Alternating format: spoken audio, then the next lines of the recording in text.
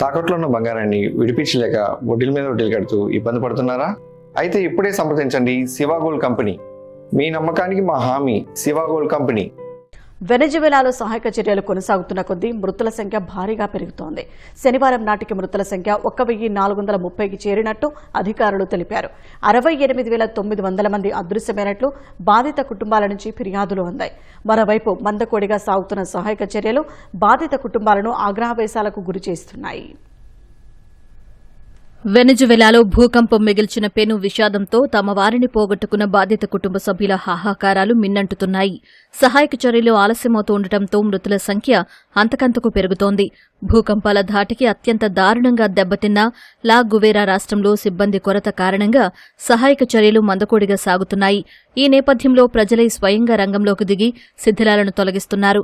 తమ ఆత్మీయులు, ఇరుగు పొరుగు వారి ఆచూకీ కోసం స్థానికులు కాంక్రీటు శిథిలాలను, పారలు, భారీ యంత్రాలు, తాళ్లతో పాటు చేతులతో తొలగిస్తూ గాలింపు చేపట్టారు.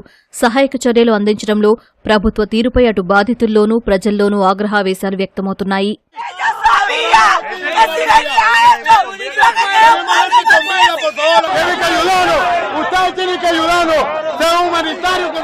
మరోవైపు ప్రపంచ దేశాల సైన్యానికి చెందిన సహాయక బృందాలు శిథిలాల కింద చిక్కుకున్న వారిని రక్షించేందుకు ముమ్మరంగా ప్రయత్నిస్తున్నాయి. మెక్సికో సైన్యానికి చెందిన రెస్క్యూ సిబ్బంది ముమ్మరంగా గాలింపు చేపట్టారు. స్పెయిన్కు చెందిన సహాయ బృందాలు శిథిలాల కింద చిక్కుకున్న ఒకరిని వెలికితీశాయి. అమెరికా సైతం 80 మందితో కూడిన 2 సెర్చ్ అండ్ రెస్క్యూ బృందాలను రంగంలోకి దించింది.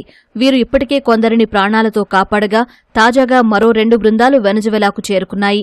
రాజధాని కారకస్కు సేవలందించి సిమోన్ బొలివర్ అంతర్జాతీయ విమానాశ్రయం మరమ్మతు పనులను సైతం అమెరికా బృందాలు వేగవంతం చేశాయి. శనివారం నాటికి ఒక రన్వే అందుబాటులోకొచ్చిందని, రెస్క్యూ సిబ్బంది, మొబైల్ ఆసుపత్రులు, సహాయక సామగ్రి తరలింపును అమెరికా సైన్యం పర్యవేక్షిస్తోందని యుఎస్ ఉన్నతాధికారి జెరీమీ లెవిన్ వెల్లడించారు. భారత్ సైతం ఆపరేషన్ అమిస్తాద్ పేరుతో వెనజువెలాలో సహాయక చర్యలు చేపట్టింది. ఇందులో భాగంగా సహాయక సామగ్రి, వైద్య పరికరాలు, సిబ్బందిని ఆ దేశానికి పంపింది.